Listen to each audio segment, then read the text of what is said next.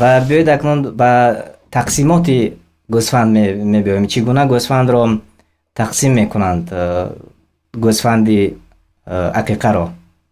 این تقسیم کردن گوشت عقیقه از تقسیم کردن گوشت قربانی فرق دارد. برای تقسیم کردن گوشت قربانی در بعضی اثرها و سخنهای صحابگان ثابت شده است، اما درباره تقسیم کردن گوشت عقیقه یگان حدیث و یگان اثر تقریبا والله اعلم ثابت نشده است.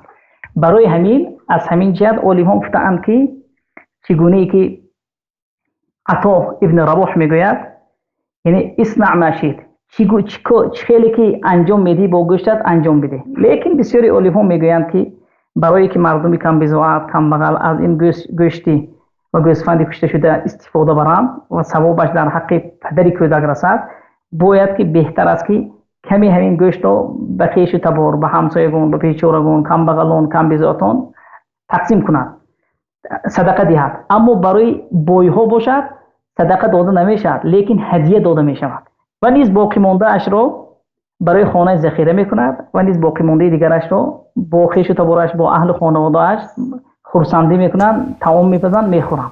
یعنی که اجازت خوردن برای خودی صاحب خانه هم بوده است؟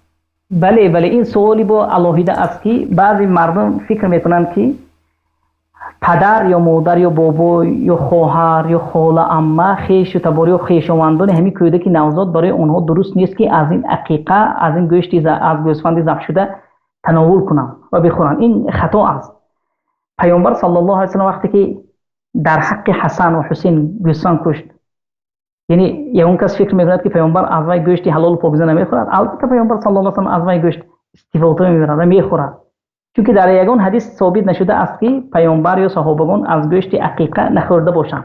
لیکن هر یک چیز در اصل خود باقی میماند مادامی که این حلال و پاکیزه است و یگان دلیل نه در قرآن و نه در سنت پیامبر و نه در سخنهای صحابگان مادامی که ثابت نشده است برای منع کردن گوشت عقیقه در حق خانواده، اصل همین است که همه اشرا، همه خویشاوندان و اهل خانواده همون کودک نوزاد به یگان شک و شبهه اون گوشت را تناول میکنند و حلال و پاکیزه است.